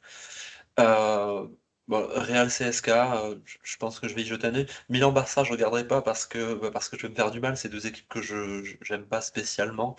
et ils sont en ce moment en démonstration les deux, donc voilà, je vais éviter. Hmm. Mais surtout, je vais regarder Bayern Anadolu. Le cinquième qui reçoit le quatrième, qui vient de lui passer devant sur la dernière journée. Deux équipes donc qui pourraient se rencontrer en play-off au premier tour. Euh, donc, ah bah voilà, je vois mal le Bayern se rater complètement sur 2 matchs consécutifs, Ouais, je suis mais d'accord. en même temps, je vois pas comment on fait pour contrer l'Anadolu. Donc, sur l'aspect tactique, je suis. Voilà, entre. Ces deux équipes sont coachées par deux vrais cornacs, des mecs avec une poigne énorme qui jouent beaucoup sur les égos des joueurs. C'est ça. Euh, on peut ne pas aimer ces personnalités-là. Moi, Ataman, c'est pas quelqu'un que j'aime spécialement, mais il faut reconnaître qu'il fait bien travailler son groupe. Et Trinkieri, c'est merveilleux. Donc, ces matchs-là, je pense, c'est vraiment, vraiment à voir. Ok, ouais, je partage. Je voulais vous présenter la semaine suivante, mais apparemment, les matchs de la journée 31, ce sera le 25 donc, et le 26, la semaine d'après. Donc, bah, on le laissera pour le prochain hebdo. Et Et je crois on. que 25 et 26, c'est la semaine prochaine, hein. Bah non, parce que je Ah non, non, regarde. non, t'as raison. Autant pour moi. Autant Ouais, y a pour pas moi. de souci. Il y a 10 jours de repos. J'ai Ouais, dit c'est ça. Ça une va grosse leur faire bêtise. du bien. Ça va leur faire du bien aux Et joueurs. nous aussi, je Ouais, pense. c'est vrai. Ça nous évitera de regarder 74 matchs sur la semaine. Ouais. Je vous avoue que là, cette semaine, entre la Pro A, Jeep Elite pour les intimes, la Pro B, plus l'Euroleague, ça n'a pas été facile.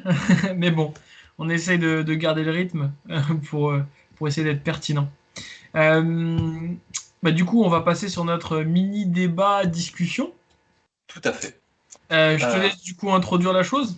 Ce qu'on voulait vous proposer aujourd'hui, chers auditeurs et passionnés, c'est de faire un review déjà de la saison de nos équipes favorites d'Euroleague, en commençant par les 3 équipes qui sont d'ores et déjà éliminées.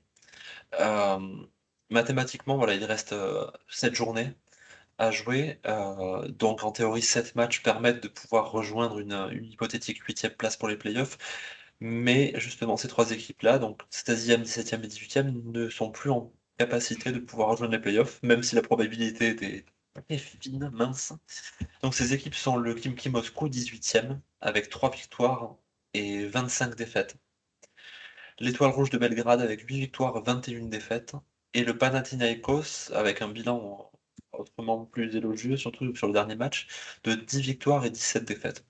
Ce qu'on voulait vous proposer, c'est de rapidement faire un petit point sur chaque équipe, hein, et de faire un bilan par anticipation, dans la mesure où on ne pense pas que les 7 derniers matchs euh, soient vraiment déterminants sur un changement de dynamique ou d'identité.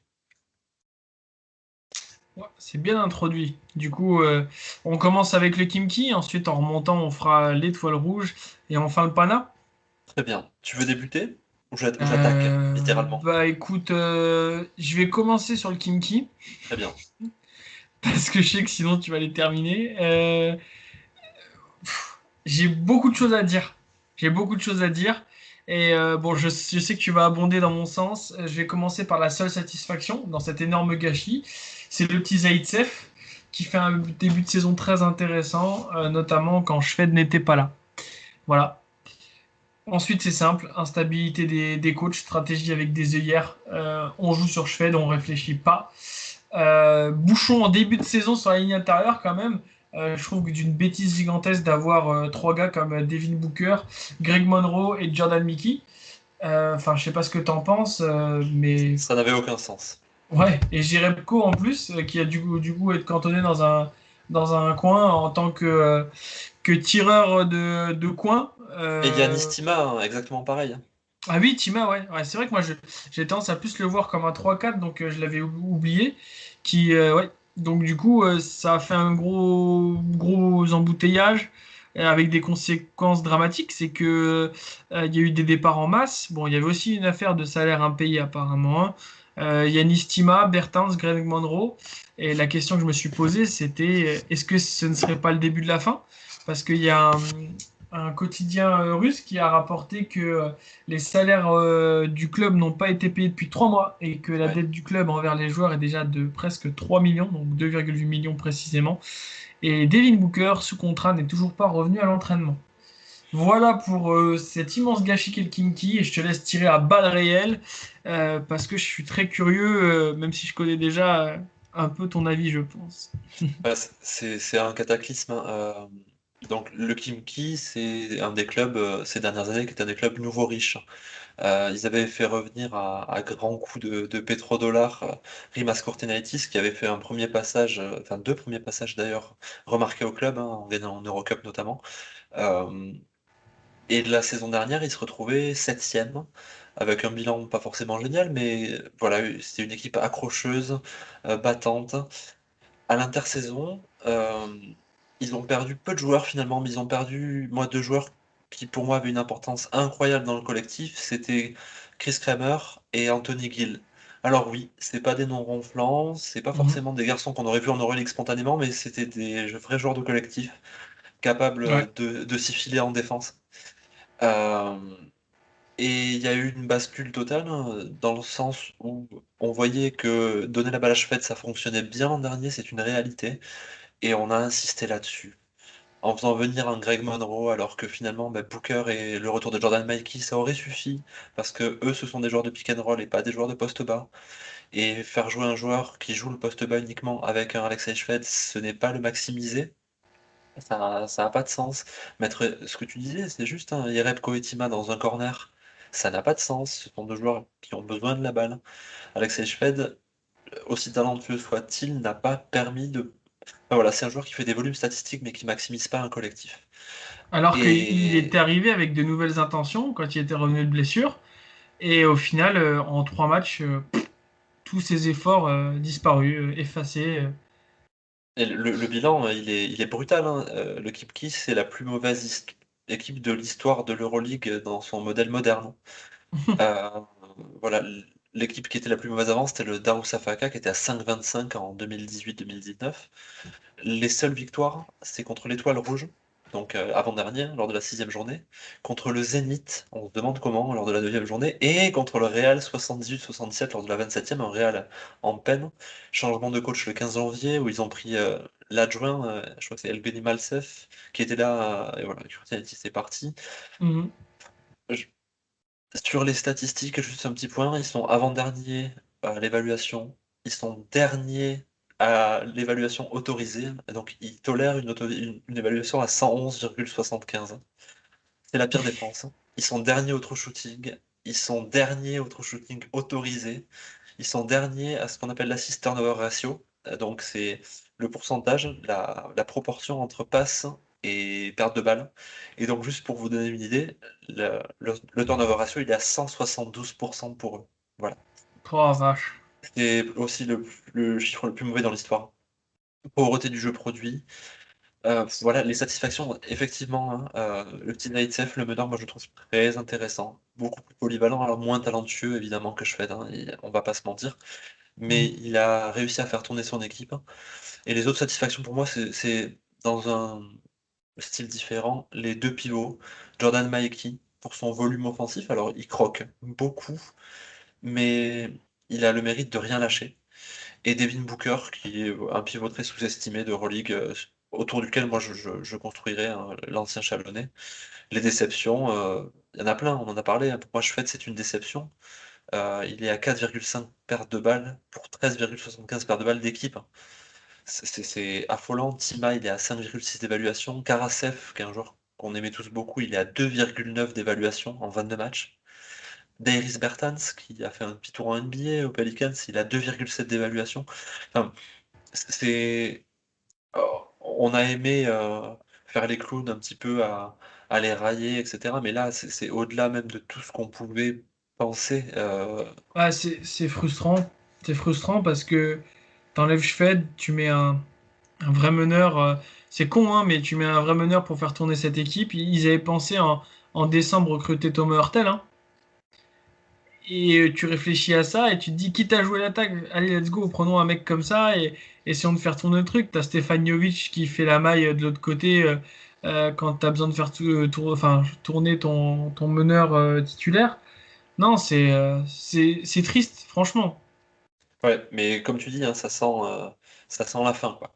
Ça sent la fin. Il y a beaucoup d'équipes qui poussent pour avoir une place en Euroleague. Eux, sportivement, ils la méritent pas. Mais Ouais, sur aucun point, sur le visuel, sur la structuration, sur le professionnalisme, hein, professionnalisme de structure d'institution, je veux dire, hein. Ils payent pas leurs joueurs, enfin, rien ne va, rien ne va. C'est triste, hein. Même si je porte pas le Kimki dans mon cœur, c'est quand même triste pour eux de voir ça. Ça sent l'exode massif. Mais à quoi bon, quoi? Est-ce qu'ils vont pouvoir reconstruire derrière, hein? Des équipes comme le Lokomotiv Kuban, le Nix Kazan, ça pousse, hein. C'est mieux structuré, ça travaille mieux. Enfin bon, ouais, avec moins, avec un des effectifs moins ronflants, hein. Parce qu'à l'époque, tu avais des plus gros effectifs du côté de Kazan tout à fait. et de Krasnodar. Et là, ils ont maintenu un niveau de performance intéressant, même si c'est pas Krasnodar de l'année et compagnie, parce qu'ils sont pas en Euroleague aussi, hein. Mais c'est quand même intéressant et ça bosse mieux que eux, hein. Typiquement, hein, tu fais jouer le Kimki 10 fois contre la Virtus Bologne, 10 fois ils prennent une pelletée, hein. Aucun doute. Aucun doute. Et Donc, même le Kimki de début de saison avec son effectif au complet. ah ouais, c'est clair. Je pense qu'ils se sont trompés de direction.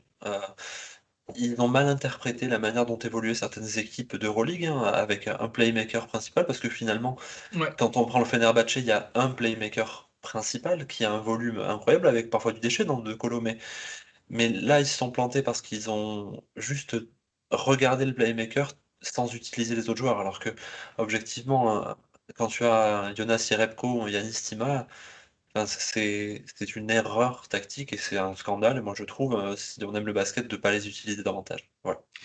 Ouais, Donc je ouais, ouais. résumerai ça, le Kimki c'est un scandale cette année, à tout point de vue.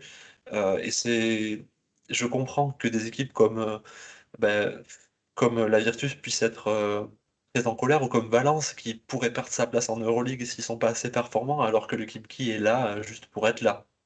C'est C'est injuste. ça.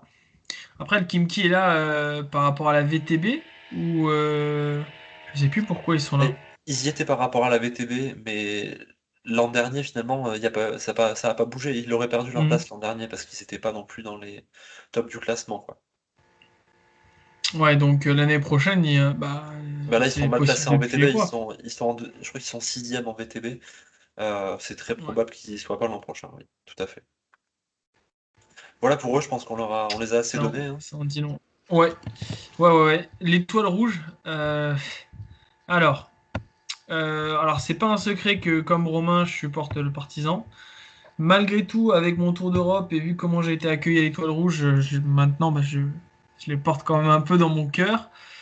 J'ai marqué 3 points parce que sinon, il n'y a pas grand-chose à dire. Un début de saison avec la sensation Jordan Lloyd Tout et à fait. notamment une victoire face au CSK. D'ailleurs, lui, on en reparlera, je pense, quand on fera l'émission sur le marché des transferts parce que il va être demandé malgré une vraie redescente après. Euh, je pense qu'il leur manque un vrai point d'ancrage intérieur. C'est pauvre. Et victoire de prestige face au Real, au CSK et à Milan, mais c'est tout quoi. C'est même en Ligue Adriatique, ils font les minima, mais ils m'impressionnent pas. Donc, euh, donc voilà, l'étoile rouge pour moi est l'équipe qui m'intéresse le moins de voir parce que au moins quand tu regardes le Kimki, tu marres parce que tu te dis mais non, il va pas le prendre le tirage fait. Si, si, il le prend. Alors que l'étoile rouge, bon, c'est voilà. Si vous avez envie de voir l'étoile rouge, c'est parce que vous êtes supporter, quoi. Il n'y a pas. Vraiment, c'est tout. Ouais, C'est c'est tout. tout. T'as raison, hein, c'est une équipe assez pénible à voir. Pénible, pas comme Baskonia ou le Bayern, qui sont des pénibles dans le sens qu'ils vous embêtent. Là, c'est Mm. pénible, dans le sens où ça fait de la peine. Euh, Moi, j'avais ciblé. Bon, la problématique essentielle, c'est l'absence de continuité pour moi. Alors, absence de continuité par rapport à l'an dernier, absence de continuité au sein de cette saison, absence de continuité dans le jeu, euh, absence de continuité dans ce qui peut être proposé. Voilà, il n'y a pas d'identité de jeu. Et dire d'une équipe serbe qu'elle n'a pas d'identité de jeu, c'est quand même un comble, Ouais, quoi. c'est dur. C'est C'est dur. dur, c'est un désaveu. Les raisons, alors, je vais juste prendre un petit point sur les stats. Donc, ils sont derniers à l'évaluation. Voilà, dernier d'Euroleague, hein, à l'évaluation. C'est la pire équipe au pourcentage à 2 points. Alors on l'a vu encore, hein, justement sur le match contre le Kimki. Et ils sont derniers à l'assist turnover ratio. Voilà, aussi. Ce que tu disais, 3 victoires lors des 5 premiers matchs, portés par un Jordan Lloyd qui était un peu sensation, qu'on avait vu sur la fin de saison dernière à Valence, notamment lors de la Mhm. bulle de la Liga ACB, qui est un garçon très talentueux, pas de problème. Euh, et ensuite, hein, l'équipe, moi je trouve, elle a semblé se perdre, hein. Trop de rotation, trop irrégulière, un nombre d'arrivées et de départs. 18 joueurs ont été utilisés cette saison. Alors on se dit, bah, 18, ok, il y a pas mal d'équipes qui peuvent faire ça, oui. Mais sur les 18, il y en a 17 qui jouaient plus de 10 minutes par match. Donc c'est dire si la rotation était ouverte. Il y a 3 garçons, Johnny O'Brien, Tyler Rochesty et Emmanuel Terry, sont arrivés et partis dans la même saison. Euh, C'est dingue. Ça, c'est dingue. C'est Alors que c'est pas les moins talentueux, ces garçons-là. Un Tyler Rochesty, tu le gardes dans ton équipe quand tu manques de continuité. Non. Ah oui, c'est clair. C'est le Et il mec est, qui, tu sais ce qu'il va t'apporter. et il est sans club, ce garçon. Alors, moi, Ouais, il est bloqué en France.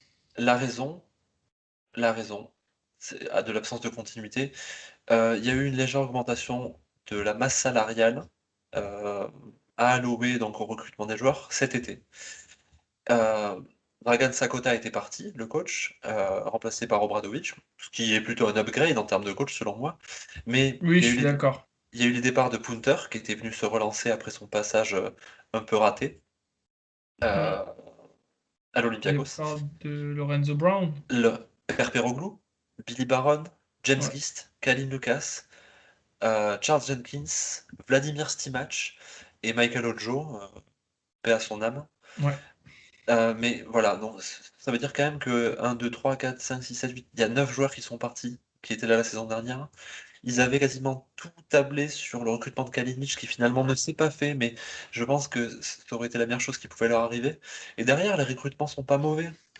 L'effectif est pas mauvais et intéressant. Des garçons comme Corey Walden, c'est très intéressant. Langston Hall, bon, même s'il a été très mauvais cette saison, c'était intéressant.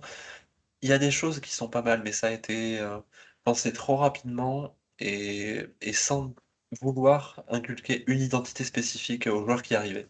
Voilà, c'est dommage. C'est Ça fait clair. c'est un peu du gâchis. Je pense pas que ce soit définitif, Non. euh, parce que c'est une équipe qui, voilà, en ABA League, bah, elle est correcte, hein, mais voilà, c'est un peu du gâchis parce que ça a été fait dans la précipitation, j'ai l'impression. Il y Et a de alors, ça. je Il y a m'étais aussi la volonté de vouloir remettre Radonjic, le coach, en place. Depuis, ça va Oui. pas forcément mieux. Non, non, non. Et les quelques satisfactions, bah, il y a Lloyd, hein, il y a Walden. Mhm. Moi, Dejan Davidovac, que je trouve toujours précieux. Dobric qui pointe le bout de son nez ces derniers temps, mais voilà, à côté de ça, des garçons comme Ranko Lazic, qui est le capitaine historique, il est à côté de ses pompes, hein. Ouais, m'en C'est parle pas. Ouais, typiquement ces joueurs c'est. qui confondent intensité et nervosité. Et là, il a été que sur la nervosité. Un autre joueur que j'aimais beaucoup, c'est Marco Jagodic-Kuriza, un poste 4 de devoir. Il devait jouer Ouais, un rôle, mais en fait, son niveau plafond est trop bas. C'est des clairement. erreurs. Voilà, eux, contrairement, le Kimki, c'est pas des erreurs de casting, c'est des erreurs de gestion. Eux, c'est une succession d'erreurs de casting qui amène à finalement des disparités, quelque chose d'un peu, ouais, de pas top. Mais finalement, l'an dernier, c'était à 11-17. Quand la saison s'est arrêtée, là, il n'y a que 3 victoires d'écart avec ça, c'est pas scandaleux sur le bilan. C'est dommage, du gâchis. Ça, surtout que tu peux aller chercher des joueurs même en Eurocup et même dans des pays des Balkans qui vont t'offrir des trucs, hein. Tu peux aller chercher du Jakab Brasic, du Ryan Brown au CD Vita. Tu peux aller chercher du Juro Slukovic à Mornar-Bar, ce genre de joueurs. Enfin, tu peux aller chercher des joueurs qui vont te permettre de passer, tu vois, pas une marche, mais voilà, une demi-marche pour engranger 3 4 victoires de plus sur la saison. Ça va pas être exceptionnel, mais ça te coûtera peut-être moins cher et tu auras de meilleures performances. Mais bon, ça va être intéressant de voir ce qu'ils vont faire en ABA. Moi, je sais que je vais rester suspendu à leurs résultats en fin de saison. Parce qu'on le rappelle, hein, le gagnant de la Bas League a une place en Euroleague. Pour l'instant, ils sont quatrième, si je me souviens bien, avec 16 victoires, 2 défaites. Ils Euh, ont des matchs en retard, il me semble. Ouais, je crois qu'ils ont 3 matchs en retard. C'est ça. C'est-à-dire ils sont virtuellement premiers C'est ça. au classement. Je pense qu'ils ont quand même un niveau global. suffisamment bons, je pense, pour la remporter, selon moi, hein. Ouais, Et je les vois mal. Ils avaient été plutôt bons sur le recrutement la saison d'avant. Le front office de l'Étoile Rouge, c'est pas mal en général sur les choix. Là, il y a eu des erreurs. J'y pensais, mais parce que je regarde un peu la Bas Ligue et quand on regarde le méga B-Max avec les deux intérieurs, hein, Philippe Petrousev et Marco Simonovic, ouais. euh, à quel moment, si Chicago décide de pas ramener Simonovic en NBA, est-ce qu'il serait pas intéressant de ramener ce jeune pivot-là, qui Bah, bien est joué, t'as abordé un point que j'osais pas aborder. Je trouvais ça un peu trop tôt, mais ouais, c'est super intéressant, ouais. C'est ce point d'ancrage technique euh, qui est finalement dans un profil un peu à la Jonas Valanciunas, donc pivot près Voilà, du cercle, bon dunker, bon guerrier. rebond offensif, guerrier, dur au mal, yougoslave. Bon, voilà, je pense que c'est ce genre de garçon qui devrait se cibler plutôt que des Johnny O'Brien, qui sont des bons joueurs de basket, mais qui peuvent pas s'ancrer dans une recherche d'identité. C'est des ricains, on peut pas leur en vouloir. Je pense que ouais, t'as tout dit. Après, il faut voir en Abalix ce que ça donne. Pour l'instant, moi, je les vois avec toutes les perturbations et la pression qu'il y a, parce que Dieu sait qu'il y a énormément de pression autour du partisan de l'Étoile Rouge à Belgrade. Euh, les voir tomber face à un Igokea ou un Manarbar en forme avant la finale, parce qu'en finale, je les vois pas perdre en finale. C'est pas impossible. Donc ça va être vraiment intéressant de suivre la fin de saison et surtout leur marché des transferts. Parce que concrètement, voilà, le Kimki, ça va pas être très intéressant pour moi, surtout vis-à-vis des problèmes financiers. Mais l'étoile rouge, ça peut être intéressant parce qu'ils risquent de faire leur marché chez nous en France en proposant une expérience en Euroleague s'ils gagnent là-bas à certains joueurs. Il y a pas mal de choses à aller creuser de leur côté en termes de réflexion, de recrutement, de carrière de joueurs. Ça va être vraiment intéressant cet été, quoi. Ouais, puis c'est toujours attractif. Qu'on aime ou Mhm. qu'on n'aime pas, l'Étoile Rouge de Belgrade. Un C'est une joueur star. qui. Eh oui, et puis et un joueur qui est en Europe, hein, qui commence à découvrir l'Europe. Je pense à un joueur américain qui a fait d'abord un premier club. Ben, assez rapidement, il entend parler de l'Étoile Rouge. Et ça permet de ramener des garçons comme Jordan Lloyd, hein, typiquement. Euh, Ça a une portée. On peut pas le nier, même si on est supporter du Partizan. Après, Mhm. la portée ne garantit pas le niveau de jeu, mais ils seront capables de faire des coups. Je te rejoins là-dessus. C'est clair. Tu voulais également parler du Pana. Alors là, Oui. je vais te laisser aborder la question parce que je pense que j'aurais moins de choses à dire parce que j'ai un regard davantage romantique pour être allé à l'Ouaka Arena. Ouais, voilà, le Panama, qui est mon équipe grecque préférée depuis, bah, ça fait plus de 20 ans hein, que je les supporte, hein. Alors Ah oui, avec quand vous, même. bah ouais, depuis le Final Four avec Dominic Wilkins, fin des années Ah, ok. 90. Ouais, mais Euh, forcément, je comprends mieux certaines choses. et oui, mais du coup, j'ai aussi souvenir de Odette Katash dans l'équipe de Bodiroga. Et Odette Ah oui. Katash qui, moi je trouve, en tout cas, a totalement changé ma façon de percevoir la saison et les perspectives du Pana depuis son arrivée. Il est là depuis 9 matchs, c'est 4 victoires, 5 défaites. Des défaites contre le Barça, plutôt de justesse, hein, enfin, vraiment Ouais, des choses très intéressantes. Alors j'ai essayé de me pencher un peu sur un aspect statistique pour pas être uniquement dans le ressenti. Et je me suis dit, mais attends, en fait, une équipe qui est 9e à l'évaluation, 7e au point marqué, 2e au rebond, 8e au rebond toléré, 10e à la passe, 9e aux interceptions, 3e au contre, seulement 9e aux balles perdues, 7e au true shooting. Je me suis dit, mais comment ça se fait que cette équipe soit 16e, en fait? Euh, hmm, et alors que, franchement, la période avec Georges Vouvoras, c'était pas si mal que ça aussi en termes de jeux proposés. Bon, je pense que ça tient à pas mal de choses, hein. Il y a eu beaucoup de départs à l'intersaison. Donc ils étaient 6e l'an dernier, on le répète, et ils ont perdu à l'intersaison DeShaun Thomas, Tyrese Rice, Nikos Papas, Wes Johnson, Jimmer Fredette, Nick Lattès et Jacob Wiley. hmm. Euh, enfin, Mais il restait que les Grecs, quoi. et oui, il restait que les Grecs. Nedovic est arrivé. Nedovic, c'est difficile pour moi d'en tirer quelque enseignement que ce soit parce que c'est un joueur qui a un profil très particulier, un peu croqueur, qui a fait des perfs individuels sensationnels et en fait avec le recul qui permettait de magnifier Yorios Papagiannis, qui a franchi un palier incroyable cette saison. Euh, Et donc, quand j'ai voulu, je te laisserai la parole après, mais quand j'ai voulu faire le listing des satisfactions-déceptions, alors toujours pareil, pour pouvoir pondérer un petit peu, ben, je me suis dit, mais mince, ils ont battu cette année le Fener, le Bayern, Milan, Valence, le Maccabi, mais par contre, ils ont après à chaque fois enchaîné par des séries de 3-4 défaites, hein. Rarement plus que ça, mais répétées, qui ont fini par les couler complètement, alors que c'est une équipe qui, je pense, aurait pu jouer, aller entre la 9e et la 12e place.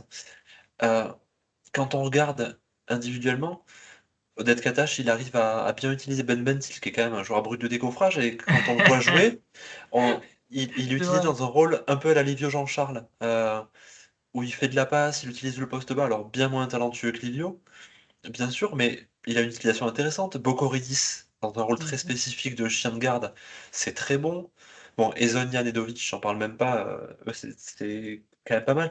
Mitoglou, qui était juste un spot-up shooter, un 4 qui s'écartait, bah, c'est maintenant un joueur qui a 56% à 2 points sur du jeu de post-up. Bon, Papa Yanis, Aaron White, depuis l'arrivée de Katash, c'est très intéressant aussi. Oui, il revit lui. Il revit, mais complètement après des passages ratés à Milan, et puis l'an dernier c'était Tenerife, hein, il me semble, ou Gran Canaria. Tenerife. Ouais, je crois que c'est ça, ouais. Enfin, une équipe qui joue en jaune. Mhm. Et en Espagne, voilà, il revit. Papa Petrou revit aussi depuis que Katash est arrivé. Alors je me suis dit, mais alors, bon, d'être Katash, je me rappelais le joueur, mais qu'est-ce qui fait qu'ils l'ont pris, quoi? Alors, ben, je pense que justement, contrairement à l'Olympiakos, on en parlait tout à l'heure, eux, ils cherchent à faire table rase de ce qui s'est passé en termes de résultats, relancer quelque chose, mais avec la même identité. Ils veulent pas changer. Et Odette Katash, c'était peut-être l'homme providentiel dans le sens où donc il sort de 5 saisons entre trois équipes israéliennes, donc l'Hapoel Eilat, l'Hapoel Jérusalem, pardon, et l'Hapoel Tel Aviv, avec un bilan de 75-36 sur les 5 dernières saisons. Ah, tout de même, c'est correct. C'était pas mal du tout. Et alors quand on avait fait la preview pour QI Basket en début de saison, on avait ciblé là pour le Pana. L'élément de régulation, c'était le duo Papa Petru-Santros. Bah, Mhm. ils ont été irréguliers cette saison. Ce sont deux très bons joueurs. Je pense qu'ils resteront probablement les deux la saison prochaine. Euh, Ce sont des semi-déceptions parce qu'ils n'ont pas réussi à être finalement les éléments régulateurs de cette équipe, mais on a découvert d'autres joueurs. Il y a peu de déceptions. Moi, j'avais noté Foster, Mac et Auguste qui sont des erreurs de casting, mais je sais pas si toi, tu arrives à avoir d'autres déceptions dans cette équipe. J'ai les mêmes, j'ai les mêmes. J'ai pas énormément de déception. J'ai juste envie que cette saison se termine vite pour eux, Oui, pour voir déjà la place qu'ils vont faire pour la jeunesse, pour Kalaitzakis, qui est un joueur très intéressant. Parce que je regarde aussi le championnat grec. J'essaie de me faire quelques matchs. Euh, pour moi, j'aimerais qu'ils continuent à construire avec Dinos Mitoglou avec Papa Petrou et Papa Giannis. Ça va être dur de garder les trois, ça c'est clair. ouais. À la main, faut me virer tout ça là. Faut me virer les Shelvin Mack, les mecs comme ça. Tu peux garder des gars sympas comme Bokoridis parce que malgré tout il a du talent. Et en championnat de Grèce, il garantit un minimum. Et en Euroleague, voilà, il joue juste malgré tout. Il est très Euh, complémentaire des playmakers potentiels. Excuse-moi, je t'ai coupé, mais euh, aligner un Bokoridis en poste 1 avec un Nedovic en poste 2 et un Hezonja en poste 3, ça me paraît très complémentaire parce qu'il n'a pas besoin du ballon et il peut venir combler les lacunes défensives collectives de ces deux playmakers-là. Très bien, bah exactement ce que j'allais dire, parce que moi je le voyais à Laris, regardant beaucoup de matchs de Laris Thessalonique, et là tu vois pour le coup, quand il jouait à Laris, il avait toutes les gâches, c'était n'importe quoi, c'était le franchise player quoi. Et donc du coup c'est intéressant de voir comment les joueurs s'adaptent. Il faut également voir ce qu'ils vont faire de Zach Auguste qui déçoit clairement, avec beaucoup moins de temps de jeu, des blessures, donc ce sera très intéressant de voir ce qui va devenir de lui.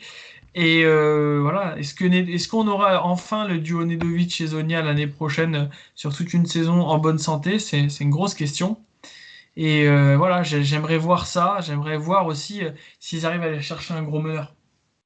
Euh, le meneur qui les correspond, qui permette de stabiliser tout ça et d'avoir des certitudes pour euh, en fin de saison prochaine se dire ok, on part sur un plan de reconquête et comment on le fait, quoi. Ouais, c'est assez juste hein, sur un meneur, mais alors il faudra trouver un meneur qui demande pas un salaire Beaucoup de énorme. pognon. Ouais, c'est Parce ça que leur s'ils problème. veulent. Ouais, le Cash. problème, c'est que c'est ce que tu dis, hein, pour arriver à conserver Vapayanis, il va falloir se battre contre les équipes de l'Euroleague, mais je pense aussi qu'il va falloir se battre contre les équipes de NBA, parce qu'il a un profil très recherché. Et je pense que lui, il a eu un vécu assez négatif de son court passage. Donc, il a que 23 ans, il se relancera là-bas. J'ai quasiment aucun doute. Donc, si lui, il part, ils auront de la marge salariale, mais s'il part pas, il va falloir composer avec. Alors, pourquoi pas aller chercher euh, typiquement un joueur comme Stefan Markovic qui risque peut-être de perdre une place l'an prochain si jamais un joueur comme Marcos Pissou rejoint la Virtus Bologne, ou aller chercher un Stefan Mhm. Jovic qui partirait du Kimiki mais qui souhaiterait rester en Euroleague. En tout cas, voilà, un joueur à moindre coût, expérimenté, qui puisse prendre le relais aussi, parce que oui, Nedovic, même s'il revient, bah, il sera blessé de temps en temps, il faudra quelqu'un pour porter la balle et jouer le pick and roll. Il va falloir que ce soit très ciblé. On sait que nos frères, euh, nos frères patrons du PANA sont maintenant réticents à lâcher de l'argent. Ouais. À raison. Je comprends tout à fait, hein, la crise économique est là, présente. Donc il faut être malin. Moi, je trouve que finalement, ils ont été plutôt malins. Euh, Ils ont assumé totalement d'être sur la transition. Ils sont allés chercher des joueurs, ça a marché ou pas, mais ils n'ont pas hésité à tenter le all-in finalement. Euh, bon, à voir. Je suis curieux. Je suis curieux parce que je les aime, bien sûr, mais je suis curieux parce que je trouve qu'il y a du potentiel et je trouve qu'il y a des perspectives aussi. Alors, ça ira avec la dynamique du basket grec, très certainement, hein. Mhm. Mais bon, voilà, ils sont à leur place dans le ventre mou. Parce que oui, ils sont dans les trois derniers, mais moi je les considère comme étant au niveau des équipes comme l'Alba, le Maccabi, Villeurbanne et l'Olympiakos par exemple cette année. Je suis Pas, d'accord. pas franchement plus mauvaise, hein. Mhm. Euh, voilà, à voir. Je pense que sur les 7 dernières journées, ça m'étonnerait pas qu'ils en prennent 3 euh, pour rester sur ce un peu en deçà de l'équilibre. Je suis curieux de voir ce que fera Ezonia la saison prochaine. Je l'ai trouvé irréprochable sur l'état d'esprit sur les 3 matchs qu'il a joués. Et, ce- Impressionnant, ouais. et, Ouais, ce, c'est clair. et ce qui est étonnant, hein, parce que c'est pas un joueur justement qui est loué pour son état d'esprit, même quand il était au Barça. Voilà. Bon, à voir. À voir. Intéressant. Prometteur. J'ai le même diagnostic. Ça va être intéressant de voir ce qu'ils vont faire. Après, il faut aussi se rendre compte de quelque chose, c'est qu'il n'y a plus le public, que pour eux, ça leur fait énormément de mal, parce que bah, concrètement, j'ai pas peur de le dire, à chaque fois que j'ai vu des matchs à domicile, le Pana était sifflé allègrement, on va dire, favorisé, je dirais Oui. également. Euh, parce que ouais, les coups de sifflet étaient vraiment dans leur sens, c'était hallucinant. Donc ça me fait un peu plaisir, quelque part, que les choses se rééquilibrent, mais force est de constater qu'une Euroleague sans un grand Pana, c'est plus vraiment une vraie Euroleague. Je suis tout à fait d'accord avec toi. C'est un historique et ça évoque chez moi la même peine que je peux avoir quand je vois l'Olympiakos de cette année et ses difficultés, et même quand je vois le Maccabi cette année et ses difficultés, même si eux ils se le sont vraiment provoqués. Il y a des équipes dont on a besoin. Euh, le Panathinaikos, ça en fait vraiment partie. Pour être honnête, hein, les 3 équipes qu'on a abordées ce soir, ben, c'est pas des équipes que je vois potentiellement en play-off l'année prochaine ou l'année d'après. Parce que Mhm. le niveau global de l'Euroleague a trop augmenté et que ce sont des équipes qui vont avoir besoin de temps et de structuration. Euh, mais oui, le retour d'un public, alors on ne sait pas quel terme, mais en Grèce, à l'OAK, une salle pleine avec des joueurs euh, qui jouent à l'énergie comme Mario Ezonian et Marjan Nedovic, enfin, Papa Petrou. Je pense que Mhm. lui, il a vraiment pâti du fait qu'il n'y ait pas le public, parce que c'est un joueur de public et c'est l'enfant du club. Bon, C'est voilà, clair. j'ai hâte que ça puisse arriver, mais franchement, cette équipe, je suis plutôt enthousiaste. Il faudra demander à Angelo ce qu'il en pense. Ouais, j'ai le même diagnostic que toi et j'ai hâte que le public revienne parce que ces 3 jours-là que tu as cités avec du public, ça doit être fou. Ouais, il y a moyen Ça que doit ce être soit fou. dingue. Ouais, c'est Et voilà. clair. Voilà, après, je pense qu'on pourra, par la suite, dans les émissions suivantes, proposer 3 petites autres équipes comme ça, par groupetto. Ça peut être intéressant pour se mettre en appétit avant les playoffs. C'est clair, c'est clair. Et comme on l'a évoqué, hein, pourquoi pas faire pareil, un petit épisode alors beaucoup plus court pour le coup Oui. sur le marché des transferts. Parce que je vois là, on est déjà à 1h35. Ça aurait été un hebdo très long, mais bon, pour des retrouvailles, rien n'est trop beau. Chaleureuse. En tout cas, dites-nous ce que Exactement. vous en pensez sur les perspectives de débat aussi. On est très à l'écoute de ça et de vos retours. C'est très important pour nous, pour pouvoir progresser tous ensemble. On est beaucoup d'intervenants, on a des identités différentes et c'est très important de pouvoir avoir votre feedback.